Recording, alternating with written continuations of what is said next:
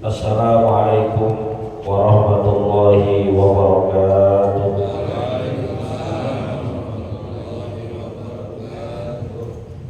Bismillahirrahmanirrahim. Alhamdulillahirabbil alamin. Allahumma shalli wa sallim ala sayyidina Muhammadin wa ala alihi wa sahbihi ajma'in, amma ba'du.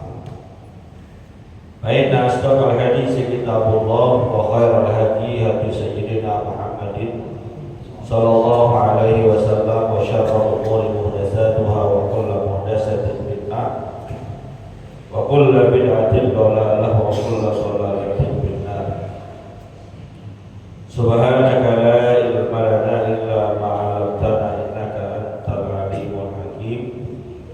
Rabbi shrah li sadri wa yassir li amri wahlul 'uqdatam min lisani yafqahu qawli. Amin. Yang sama-sama kita hormati dan muliakan guru kita Ustaz Dr. Andes Haji Asman bin Haji Abdul Rahim, Ketua Masjid Al-Istiqomah Ustaz Haji Asmari bin Haji Abdul Rashid Siddiq, Bapak-bapak, ibu-ibu hadirin jamaah yang dimuliakan oleh Allah.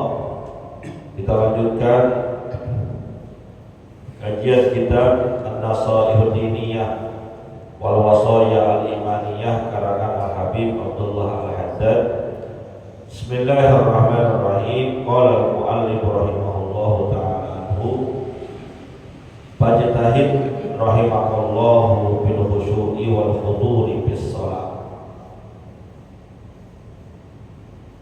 wa tadabbar ma taquluhu min kalami rabbika fi salatika wa la ta'jal idza qara'ta fa innahu la tadabbura ma'al ajalati wa idza waqa'ta wa sajadta fatma'inna wa la tanquris salata naqrat diki fala tasihhu salataka wa dzalika li anna tuma'ninata fi ruku'i wal i'tidali minhu wa bis sajdataini wa bil julusi bainahuma wajibatun la budda minha fil fardhi wan nafli tabtulus sholatu bitarkiha wallahu. Hadirin yang dimuliakan oleh Allah Subhanahu wa taala, Al-Imam Abdul Al-Haddad berkata, fajtahid rahimakallahu bil khusyu'i wal khuduri bis shalah. Bersungguh-sungguhlah kalian, semoga Allah memberikan rahmat kepada kalian semua, dalam sholat itu khusyuk dan menghadirkan pikiran juga hati kita agar terlibat dalam sholat. Walaupun hakikat khusyuk itu sulit, menarik hati, menarik pikiran kita yang lagi terawang-terawang begitu saat sholat itu sulit, tapi jangan dibiarkan. Ibarat dia kemana-mana, tarik lagi, entar kemudian mikirin yang lain, kembali lagi ke sholat gitu. Jangan keasikan. Walaupun kita paham nggak ngebatalin sholat, cuma kalau ngebiarin pikiran kita ngeblank kemana-mana, akan mempengaruhi konsentrasi dan akhirnya mempengaruhi bacaan, yang lebih parah mempengaruhi rukun sholat kita. Atau justru mungkin bingung rokaatnya, ini rokaat berapa nih? 3 apa 4? 4 apa 3? Bisa boleh jadi ragu-ragunya itu disebabkan ketika sholat pikirannya kemana-mana.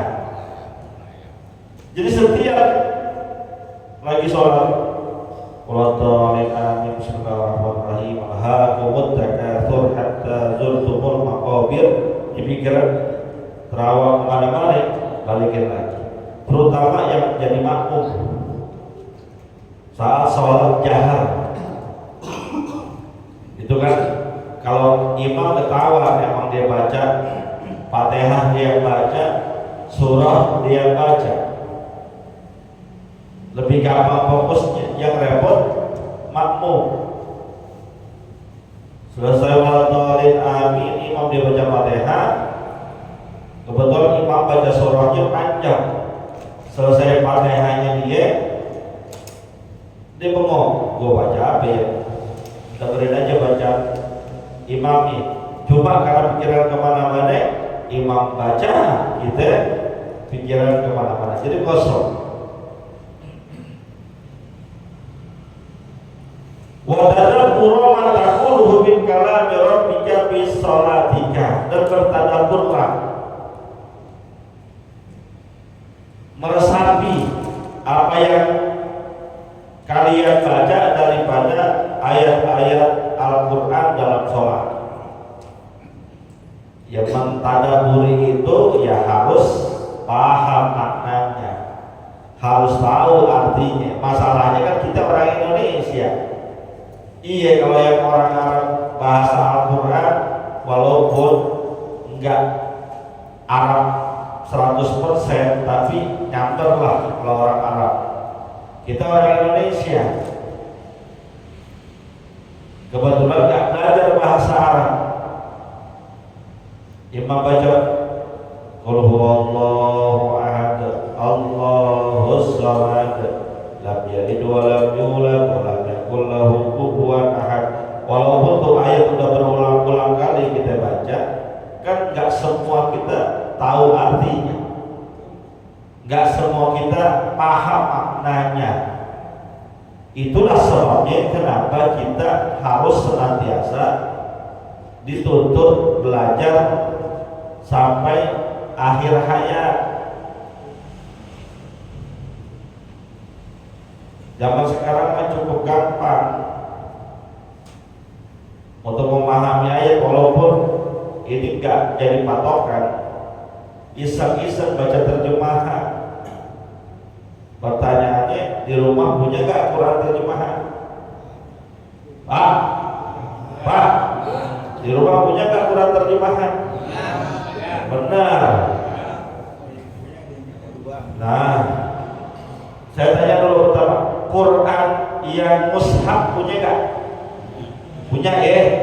Quran yang mushaf yang enggak ada artinya punya? Berapa biji? Banyak.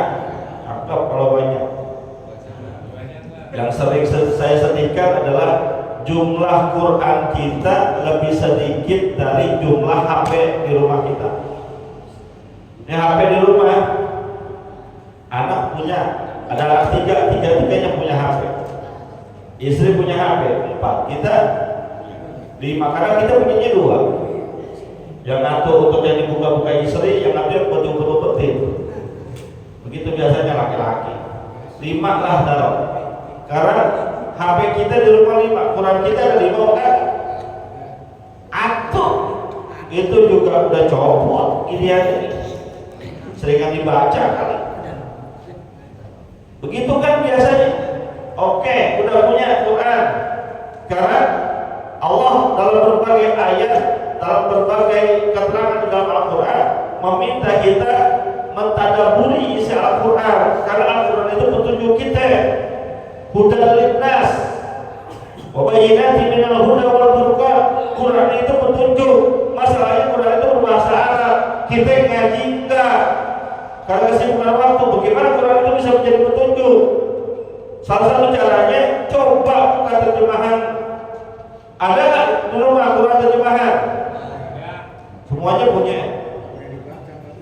Tuh, ada tapi nggak pernah dibaca. Yang bilang yang mana tuh orang ini? Qul huwallahu ahad, hampir setiap hari kita baca, hampir setiap hari. Wiridan subuh, wiridan maghrib kan pasti baca tuh. Paham gak artinya? Ngerti kan maksudnya? Bagaimana kita bisa mentadaburi Al-Quran?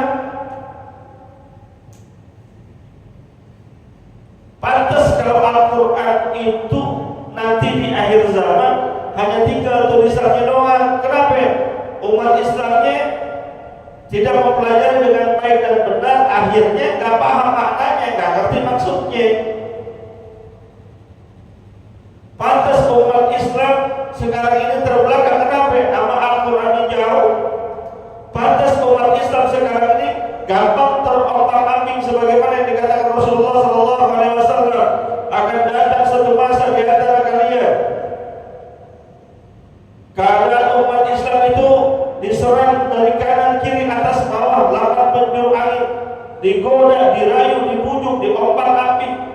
Bahkan kata Nabi bagaikan busa di lautan.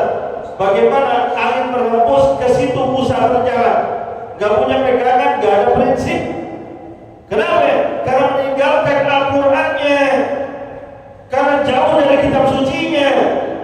Sebelum tadi, mohon maaf saya sedih Pak, kualitas anak muda zaman sekarang jauh dengan zaman kita dulu.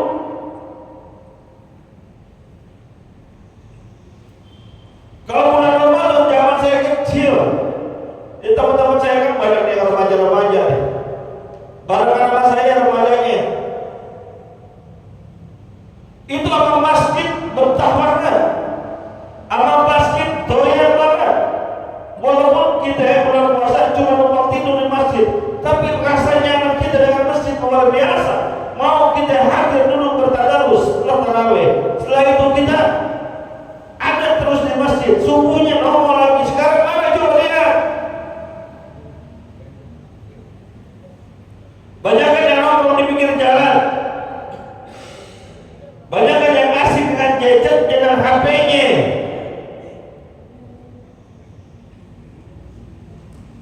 Bagaimana bisa mentadabburi Al-Quran? Bagaimana bisa memahami arti Al-Quran? Bagaimana bisa meresapi apa yang diinginkan oleh Allah Subhanahu wa Ta'ala? Bagaimana dia bisa mengamalkan Al-Quran kalau Al-Qurannya jauh? Maka yang masih punya anak-anak remaja, paksain Pak, tek gitu ke masjid. Ayo duduk sini dekat ayah, dekat bapak sini.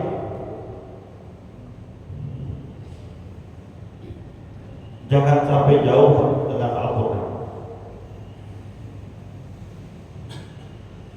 Lanjutannya, wala takjal idza qara'ta. Kalau lagi baca Quran, terutama saat sholat, jangan buru-buru. Karena kalau buru-buru, bagaimana kita bisa memahami maknanya?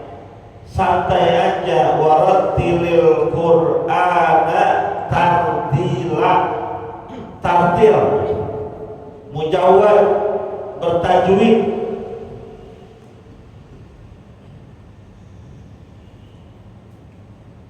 Baca Quran itu ada seninya. Baca Quran beda dengan baca hadis.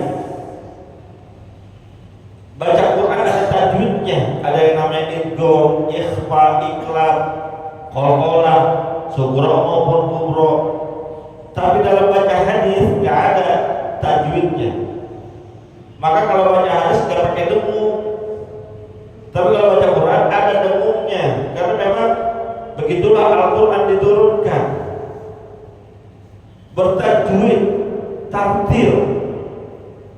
Maka yang sudah diminta untuk jadi imam, siapapun, baik yang di sini maupun di tempat lain, pelajari lagi Qurannya, pelajari lagi tajwidnya, minimal standar bacaan kita udah baik. Itu motivasi dan dorongan buat teman-teman yang sudah diminta jadi imam, diamanahkan itu, jangan stop sampai situ, naikin level kita.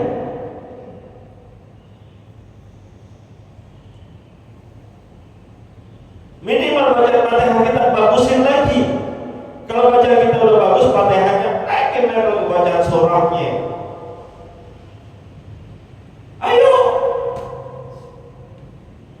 Duh, kalau imamnya bacaannya udah kagak bener, ya makmumnya apa lagi?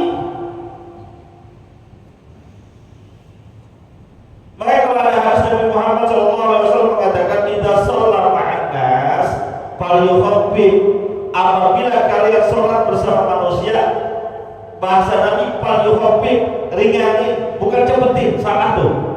Kalau yang mengatakan apabila kalian sholat bersama imam, cepetin, salah.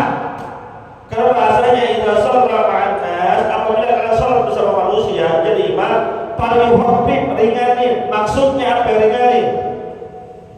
Lihat kualitas jamaahnya, lihat struktur jamaahnya.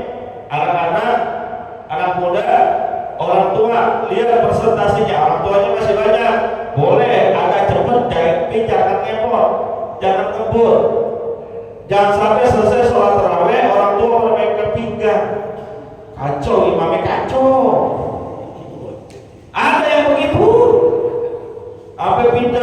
masjid, pindah musola, dan juga jangan terlalu lama. Yukhafif, ringanin.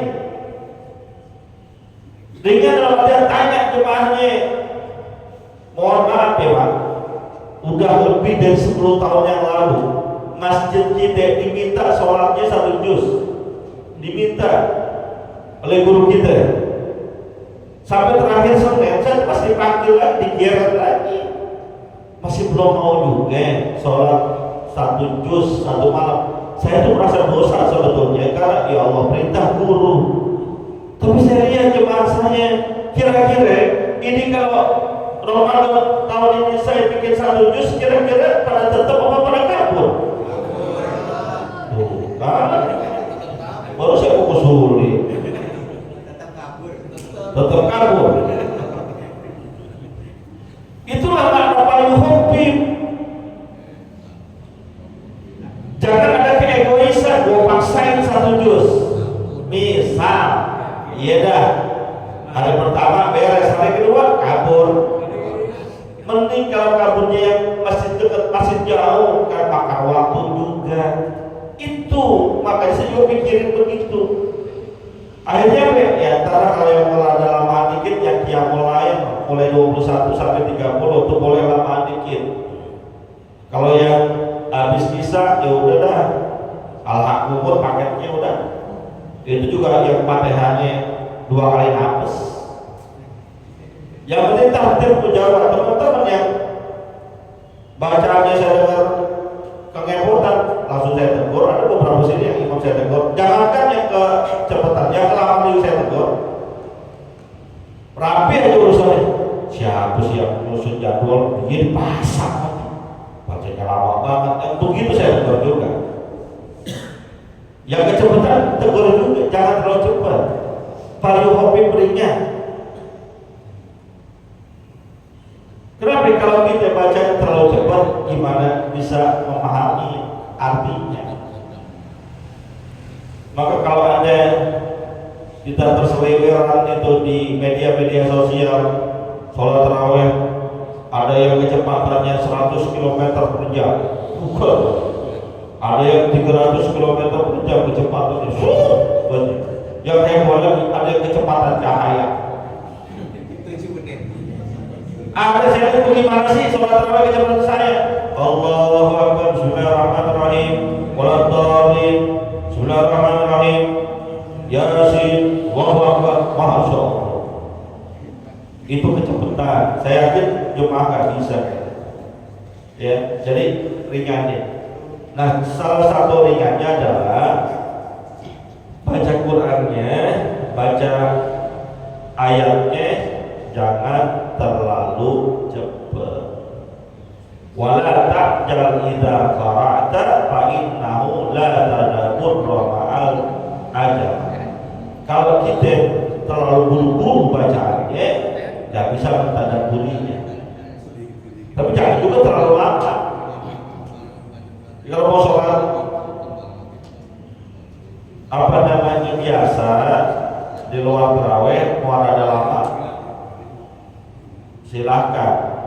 Apalagi kalau sendiri, terserah dah. Kalau sendiri terserah. Mau dari jam 8 malam sampai jam 4 pagi kita sholat, kalau sendiri silahkan. Tapi ada Pak di salah satu daerah, kalau nggak salah namanya Temboro atau Tamboro ya. Temboro itu sholat tarawihnya mulai habis isya kelar sahur. Tapi emang kualitas jamaahnya udah begitu. Emang kualitas bagus. Ibarat mereka tuh kacang-kacang almond. Kalau kita kan rasa-rasa kacang, bukan kacang, rasa-rasanya kacang, jangan kaku. Dan juga jangan terlalu lama. Allahu Akbar di tarawih ini. Bismillahirrahmanirrahim. Alhamdulillahirabbil alamin. Ar-Rahmanir Rahim. Maliki yaumiddin. Tartil enggak? insya Allah tartil dan mujawab. Tapi kalau tarawih kayak gitu bagaimana? Yang mau lapan gua misalnya kalau gini lapan aja dah.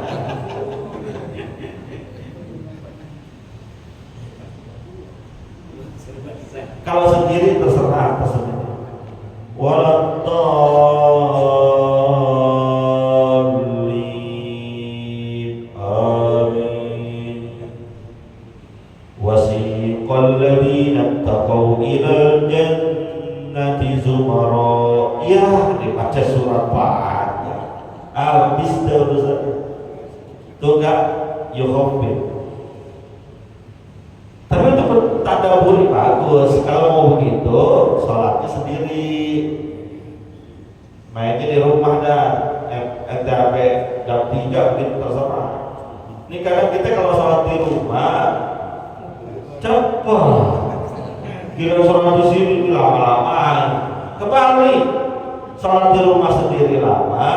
Ketika bersama orang, fal yukhaffif ringan. Wa idza raka'ta wa sajadta fatma'inna nih. Dan ketika kalian rukuk, ketika sujud, ada tomaninahnya. Cepat boleh, tomaninah dijaga. Pelajari juga rukun sholat, pelajari juga rukun atau fikih jadi imam, pelajari. Tomaninah HP. Standar yang dipakai oleh kita fikih-fikih Syafi'i, fikih-fikih Imam Syafi'i yang namanya tomaninah, dia tetap dalam satu rukun dengan minimal bacaan subhanallah. Dia tetap, bukan dia goyang-goyang, dia tetap subhanallah. Itu harus ada. Maka mohon maaf, ketika ada yang sholatnya kecepatan, saya ragu dengan tomaninahnya. Walaupun ada sebagian ulama mengatakan boleh kayak gitu, karena ada dalam fase tertentu. Jadi yang namanya tomaninah mengikuti kualitas bacaan. Jadi kalau kualitas bacaannya kecepatan sekian, tomaninahnya begini ada itu. Tapi bahasanya dalam, nggak diterapin di kita. Ya kalau maaf baca terawihnya, bisa contohin aja lah. Bismillahirrahmanirrahim. Bismillahirrahmanirrahim. Maliki yaumiddin. Iyyaka na'budu wa iyyaka nasta'in. Shiratal mustaqim. Shiratal ladzina an'amta 'alaihim ghairil maghdubi 'alaihim waladdallin. Bismillahirrahmanirrahim. Allahu akbar. Sami'allahu liman hamidah. Allahu akbar. Allahu akbar. Allahu akbar. Allahu akbar. Ada enggak kira-kira tomaninah?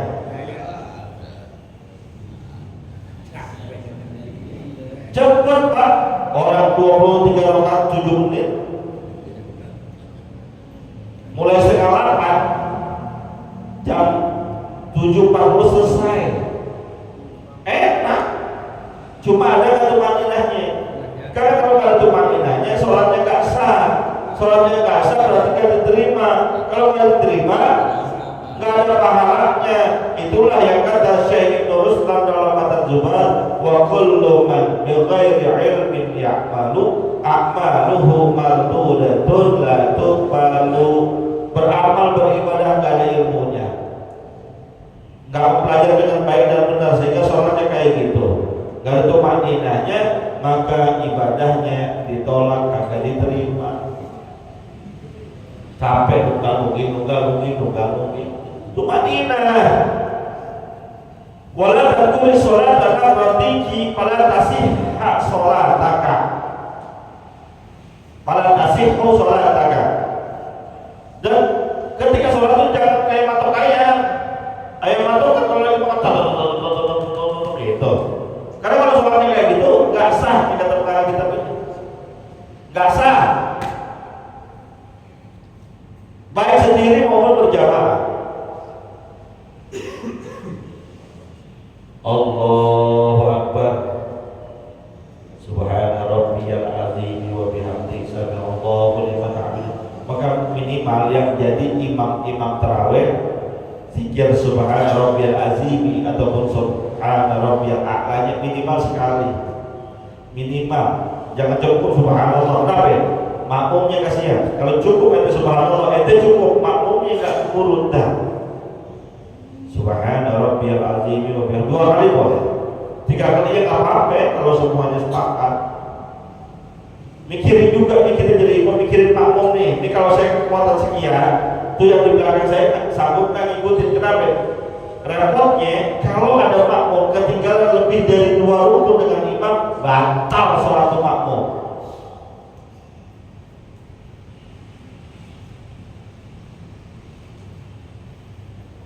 Ada yang namanya di fikih sholat itu ada namanya rukun qasirah, ada rukun tawilah, rukun yang bisa dipendekin, ada rukun yang boleh dipanjangin. Rukun yang bisa dipendekin itu i'tidal, itu bisa pendek. Lihat imam-imam, sami'allahu liman hamidah, Allahu akbar, karena ini rukunnya qasirah, bisa dipendekin. Tapi untuk sujud dan ruku itu bisa dipanjangin, maka boleh agak lama di situ. Pelajarin, makanya pelajarin. Jangan merasa aman ketika gue udah jadi imam, alhamdulillah, ntar di akhir Ramadan dapat amplop. Nggak begitu pikirannya. Dikasih amplop imam. Dia nggak tahu. Kalau di masjid lain biasanya dapat, kalau di sini saya nggak tahu. Nggak pakai amplop, langsung beserkin aja. Ya, kita belajar lagi soal-soal kita, semoga lebih khusyuk, lebih khudu, lebih bisa mendatangkan rahmatnya Allah Subhanahu wa ta'ala. Al-Fatihah.